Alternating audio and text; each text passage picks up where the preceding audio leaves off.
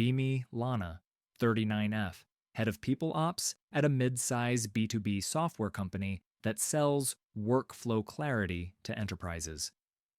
Product is approvals, audit trails, and dashboards that turn human chaos into tidy checkboxes for executives. Headcount sits near 200, big enough for politics, small enough for grudges to circle back fast. Role sounds like empathy, but most days it's risk control with softer verbs and cleaner punctuation. Leadership hired me after a messy year, promising culture maturity instead of admitting managers needed spines. First months looked great on paper, policies shipped, trainings scheduled, onboarding tightened, slogans refreshed. Quiet problems never vanished. They just learned to hide under better words and private channels. Engineering is mostly men who talk fast. Product is mixed. Design leans women. Sales leans loud. Support leans tired. Every team thinks they're the backbone, and every backbone tries bending others without admitting it. Carried one belief like a badge, because badges make doubts easier to ignore. Women don't get second chances, men get unlimited ones, and someone has to stop the refunds. Sentence sounded like justice when repeated, and repetition makes anything feel like physics. Didn't think I hated men, because hate is crude, and I prefer clean moral math with neat labels. Told myself I was correcting imbalance, and correction always sounds noble even when it becomes punishment. Learned early that managers argue with feelings, but they surrender to anything called risk. Risk is a magic word because it implies lawsuits, headlines, and career damage for the wrong decision. Trained myself to speak in patterns and probabilities, the kind that can't be disproven on the spot. Then the quarter arrives that turns my badge into a hammer with a budget behind it. Sales lands a huge enterprise client, a logo that makes leaders stop bickering and start smiling in public. Contract is big, timeline is tight, and the client's patience is thinner than their legal team's margins. Internally, the rollout gets a nickname, Project Keystone, because leadership loves heroic names for fragile plans. Keystone needs a lead who can juggle technical debt, nervous stakeholders, and a team already stretched. Delivery team has good people, but the best ones are tired, and tired people miss landmines. Derek, VP over delivery, pings me late Tuesday, and his message reads like a drowning man asking for rope. Recruiting found a rare candidate, enterprise veteran, calm in chaos, strong enough to anchor Keystone. He asks for my culture screen fast because leadership learned fit can poison a rollout silently. Agreed immediately because refusing makes me look careless about the mission I claim to protect. Candidate file hits my inbox, and the first problem is how little I can criticize on paper. Name is Mason Reed, 34, implementation lead at a systems consultancy that works with platforms like ours. Resume looks boring in the best way, steady scope growth, no job hopping for dopamine. References call him calm under pressure, direct without cruelty, great at closing decisions with stubborn clients. Take-home case is annoyingly strong, clean assumptions, clear plan, no hand-waving, no fluff. Delivery slack turns hopeful, and hope is dangerous because leaders treat it like free fuel. Calendar invite goes out for Thursday, my screen, values fit, communication style, the usual ritual. Thursday comes with gray skies, harsh office lights, and that restless hum that says everyone is behind. Zoom opens, Mason joins on time, camera on, neutral background, steady posture, steady eyes. No nervous comedy, no fake humility, No I'm grateful performance, just adult professionalism. First impression in my brain arrives as a keyword before a person, and the keyword is confident. Confidence on a man reads like entitlement to my ideology, even when it's just competence. Kept face neutral, because neutrality is the people ops blade, sharpest tool we carry. Started with conflict question, because conflict reveals whether someone fights dirty or stays grounded. Answer comes structured and calm, names his mistake, explains correction, gives credit, moves forward cleanly. Nothing to hook, so my mind starts searching for handles that aren't there. Pivoted to values, because values are where candidates either perform the right politics or refuse. Asked about psychological safety, inclusive decision making, making space, and power dynamics in meetings. Responses stayed grounded. No pandering, no copying my words back, no begging for approval. That should be a green flag, but my brain reads it as won't submit to framework. Threw in my metal detector question, the one that makes people choose between honesty and job safety. Asked how privilege shows up in workplace communication, and watched his pause carefully. Reply lands simple and controlled. Privilege exists, but intent can't be guessed, so you need specifics. He says measure behavior and outcomes, not hidden thoughts, and standards should apply evenly. Statement isn't insulting, yet my stomach tightens because it threatens the story I built my role around. My story needs unequal standards to be a trap, and he casually removed that trap from the table. Kept tone polite, because people ops never shows anger, we show concern. Moved to mentoring, because condescension loves hiding there, and I expected a crack. He talks about asking juniors what they want, teaching tools, and avoiding rescuing people into dependence. No savior vibe, no let me help you little ones, just practical guidance and boundaries. Looked for temper next. Asked about hardest stakeholder, hoping for a hint of ego or resentment. He describes a screaming VP, a threatening CFO, a legal freeze, and his own calm response. Facts documented, options offered, meeting structured, team shielded, decisions captured, panic contained. Competence without spectacle, again, and the lack of spectacle makes my mind itch. Wrap up arrives, and he flips the interview gently, asking about our decision cadence and conflict style. Asks whether questions are welcome here, or if disagreement gets coded as disloyalty. Fair question, but it hits a nerve because he isn't begging, he's assessing risk in us. Answered politely, ended call, stared at my notes, and watched my brain start writing fiction. Notes read like a prophecy I want to be true. High certainty, low deference, may dominate mixed rooms. Added equity framing mismatch, because mismatch is a safe word when evidence is thin. Rational part of me whispers, we need him, and the rest of me talks louder with rehearsed certainty. Text from Derek appears, asking how the screen went, because he's desperate to fill the role.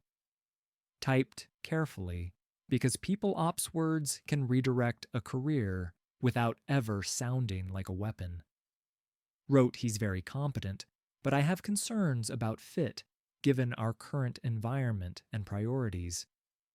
Added, he may unintentionally reproduce dominant dynamics and recommended caution or alternatives. Message looks objective, but it's pure vibe wrapped in policy language. Derek replies quickly, asking what that means in practice, and I love that question. Practice lets me define reality, because practice doesn't require proof. It requires confidence. Told him Mason could be a high performer who creates silent attrition among women. Told him we might win Keystone but lose safety, belonging, and retention, then pay later. All hypotheticals, all framed as protection, and protection is how control stays moral. Derek calls instead of typing because he still hopes for a concrete reason to override me. His voice sounds tired because tired leaders want permission to do the obvious. He asks for specifics because he wants to be fair and also wants to ship. Specifics are inconvenient because specifics can be tested, and my case is made of fog. Gave him the classic multiple signals, cumulative effect, hard to name. You can feel it in the room. Fog works on managers like hypnosis because it transfers responsibility to the expert. Derek says Keystone needs someone who can stand up to the client and call nonsense early. Answered sharper than intended. Standing up doesn't have to mean dominating the room. He exhales because arguing with that line makes him look unsafe, and he can't afford that label. Friday gets scheduled as a culture panel because leadership thinks panels turn vibes into evidence. Panel includes me, a senior PM named Sarah, and a design lead named Nadia. Sarah is competent and tired of being interrupted. Nadia is sharp and tired of being ignored. Both trust my judgment because my title says I'm trained to see dynamics others miss. On paper, the panel is harmless. Collaboration questions, inclusion habits, feedback style, conflict approach. In reality, the panel is a deference test because my alarm system wants submission, not competence. Mason joins again. Same calm posture, same direct tone, same absence of apology. Sarah asks how he handles disagreement with a female stakeholder under deadline pressure. He says he listens, clarifies, proposes options, documents decisions, then follows up with accountability. Nadia asks about inclusive language and bias awareness, looking for defensiveness or dismissal. He says he tries to be specific, welcomes correction, and dislikes mind reading because it creates fear. That mind reading line lands like a crime because my entire model depends on reading the unsaid. I ask a loaded question with a soft smile, how he makes space for marginalized voices in meetings. He says he uses structure, time boxes, explicit turns, written agendas, and clear follow-ups for accountability. Then he adds one line that seals my decision. Structure helps everyone, including quieter men, not just women. It's true, but my ideology hears dilution because I wanted women to be the only sacred category. He refused that sacred framing, and my badge interprets refusal as danger. Panel ends. Sarah seems neutral. Nadia seems impressed, which annoys me more than criticism would. Because if they felt fine, then my alarm system loses authority in the room. Sent them a quick message, guiding the narrative without saying the quiet part out loud. Asked whether they noticed how he reframed equity into general process talk, and whether that felt invalidating. Sarah replies maybe, but he was respectful, and Nadia says she didn't feel dismissed at all. Their honesty should have grounded me, but grounding is the enemy of my certainty. Told Derek the panel saw no overt harm, yet subtle risk remains because harm can show later. Used the phrase, harm doesn't always register in the moment, because that phrase ends debates fast. Monday decision meeting includes Derek, the finance director, and our operations chief, Iris. Iris is calm and careful, the kind of leader who wants anything that reduces legal exposure. Derek argues we need Mason because Keystone is already bleeding hours and credibility. Finance argues we need Mason because the contract is big and failure is expensive. I present my concerns with the tone of someone describing gravity, not preference. Mention retention risk, psychological safety, future complaints, and long-term cultural regression. Iris asks whether there is concrete evidence or just a professional gut feeling. Smiled and said evidence often arrives too late, and prevention is cheaper than cleanup. Iris nods, because executives love anything that protects them from future blame. Derek looks like he swallowed a rock because he knows the obvious choice is being sacrificed. Final call goes my way, and Mason gets a polite rejection about fit with current needs. Celebrated internally as protecting culture, while the calendar kept filling with Keystone emergencies. Told myself talent is replaceable, and that thought is the core infection. 2 weeks later, recruiting fills the role with a different candidate named Jonah, 29, eager and fluent in the right words. Jonah says equity like punctuation, says holding space like he learned it from a deck. He also has half of Mason's enterprise scar tissue, but he performs the right deference. Leadership calls him a safe hire, and my badge calls that a win. Keystone kickoff happens, and the client is a large industrial group with old systems and sharp expectations. Their stakeholders want clarity, dates, and decisions, not feelings and workshops. Jonah tries to be inclusive and warmth reads like weakness to that client. Calls stretch, answers get hedged, timelines wobble, and the client starts pushing harder. Delivery team works late, patching gaps Jonah can't close, because enterprise pressure doesn't care about ideology. Month 1 goes shaky, month 2 goes worse, and month 3 starts feeling like a slow public execution. Client escalates twice, threatens penalties, and starts hinting they have other options. Jonah takes pressure personally, starts spiraling, and spiraling makes meetings softer and decisions slower. Engineering blames delivery blames product blames unclear requirements, and everyone blames time. My toolkit responds with wellness check-ins, manager coaching, and a new training on feedback safety. Wellness doesn't fix competence gaps, but it makes leadership feel kind while the building burns. Late one afternoon, I hear a sales director mention Mason's name near the kitchen. She says he joined a rival vendor, the one we always compete against for enterprise rollouts. LinkedIn confirms it, new title, bigger scope, and a caption about shipping outcomes under pressure. My ideology tries soothing me. Good. Let him take his dominance elsewhere because we are protecting culture. Realistic part of my brain whispers the actual fear. We just handed our biggest pain point to our biggest rival. Mid-quarter, the client's tone shifts, replies slow down, meetings feel colder, and status updates get more formal. Then a calendar invite arrives with a bland subject, executive review, and it reads like a warning label. Derek walks into my office without knocking because the situation is too bad for manners.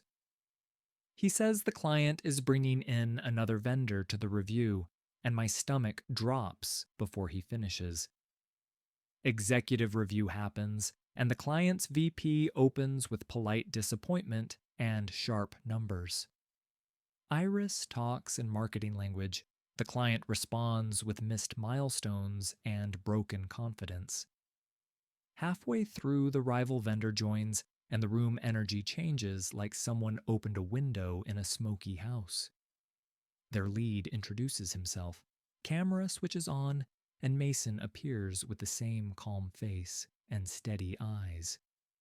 He greets the client by name like an old friend, and the client smiles like they found an adult. That smile is a weapon, because smiles in enterprise are rare and expensive. Mason speaks for 10 minutes and does what we failed to do for 3 months. Names risks clearly, proposes a plan, commits to dates, explains trade-offs, and doesn't flinch. Client asks hard questions. He answers without drama, and every answer makes Jonah shrink further. Derek stares at the screen like he's watching a car crash happen in slow motion. Iris tries to steer the conversation back, but the client is already leaning toward Mason's voice. Post-call notice arrives within days. Formal language about exploring alternatives and ensuring success. Translation is simple. They're leaving, and they already picked who feels safe to them. Finance starts modeling the revenue loss. Legal starts prepping. Leadership starts hunting for a clean culprit. Culprit hunting always circles people ops, because people ops touches decisions with fingerprints. Postmortem gets scheduled, and I'm invited as if I'm a neutral witness. Room smells like stale coffee and stress, and everyone speaks carefully like lawyers are listening. Derek presents the timeline, the escalations, the mitigation attempts, and the slide that everyone saw coming. Slide title reads Hiring Decision for Keystone Lead, and my chest tightens before anyone speaks. Iris asks why Mason wasn't hired, and Derek glances at me because he hates the truth.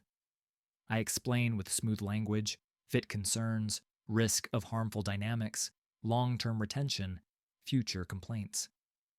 Iris asks for specifics, and the room goes quiet because specifics don't exist. Tried filling silence with fog, patterns, cumulative effect, hard to name. Prevention is cheaper than cleanup.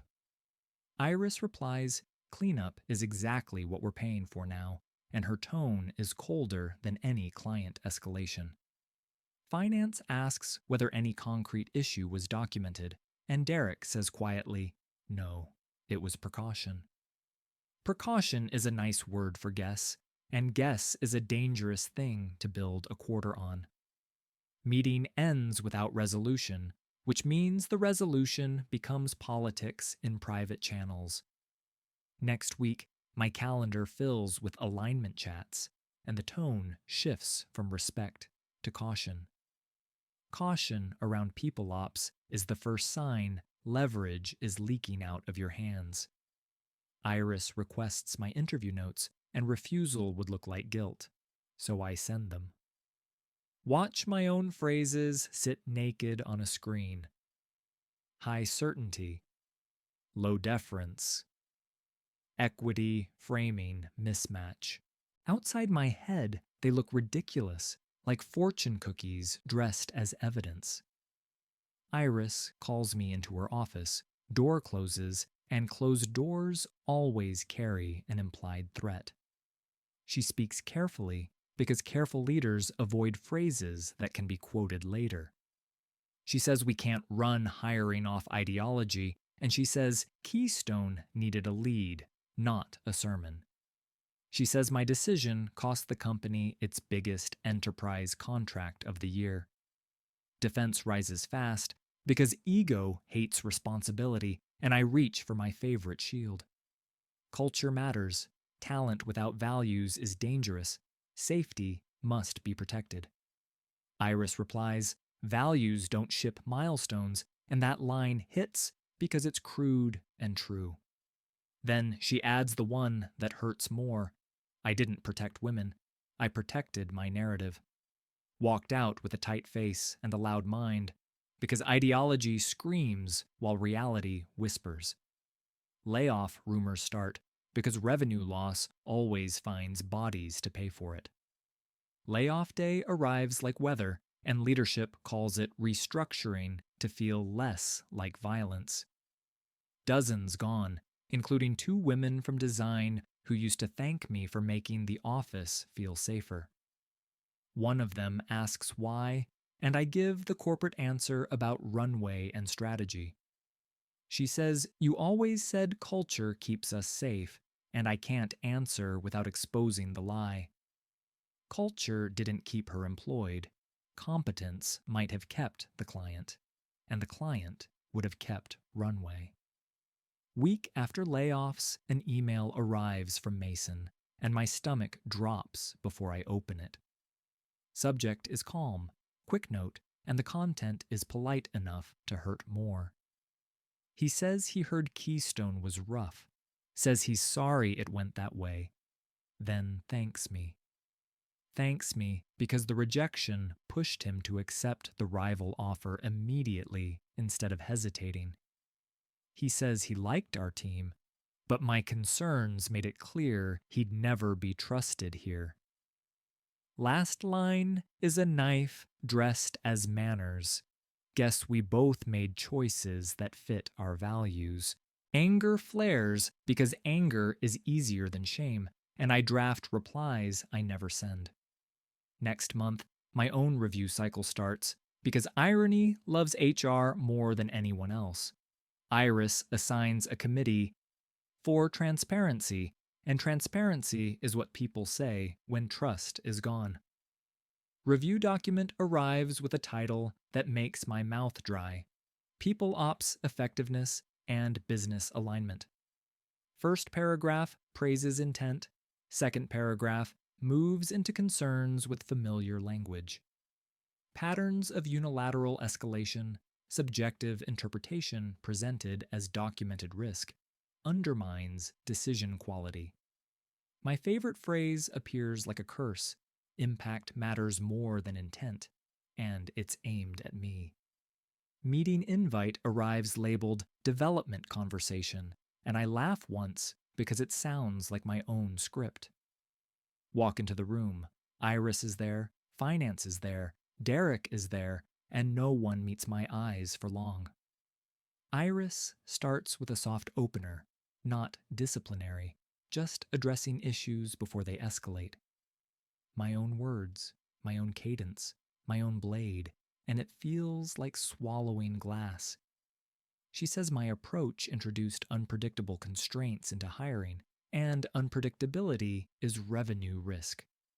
She says my fog language blocked competent debate because no one can argue with ghosts safely. I try defending again, talk about prevention and harm, but harm is now a number on a spreadsheet. Finance asks how many roles were blocked on similar grounds, and I don't have an answer I can prove. Derek finally speaks, voice flat. Keystone needed Mason, and I let the perfect be enemy of the real. Silence follows, and in that silence, my badge stops feeling like justice and starts feeling like vanity. Iris says we're moving people ops leadership under finance temporarily, and that's a public demotion without the word. She offers me a severance option or a lateral role with no hiring authority, and both options taste like exile. Picked severance because the lateral role would keep me inside a building that now sees me as a liability. Packed my things in a quiet hour. Plants, notebooks, framed mission statement, the badge that used to feel holy. Walked out past the design pod where chairs sat empty, and the emptiness felt like a verdict. Weeks later, I sit at my kitchen table, reading the final paperwork, and the language still stings. It calls me a risk, calls me subjective, calls me disruptive, and the words are mine wearing a different face. Realization lands slowly, not as guilt first, but as a cold understanding of what I built. I turned one belief into a system, and systems don't care whom they crush when revenue is bleeding. Thought I was protecting women by filtering men, but the first bodies cut were women on the payroll. The client didn't leave because a man talked too confidently. The client left because nobody could lead. My ideology promised moral victory, but moral victory can't pay rent or keep jobs alive. Months pass, and I spot a post online from Mason, a bland professional update with a photo of a conference room. Caption says he's hosting a workshop on practical communication norms under pressure for enterprise teams. The phrase practical norms hits harder than any insult because it sounds like the opposite of my fog. Curiosity wins, so I click the agenda and the sections read like everything I refused to value. Clarity, accountability, decision ownership, disagreement without shame, questions as risk control, outcomes as truth. Scrolling feels like reading the manual for the life we could have had if I hadn't needed a villain. Close the browser, stare at my empty inbox, and feel the last cruel punchline settle in.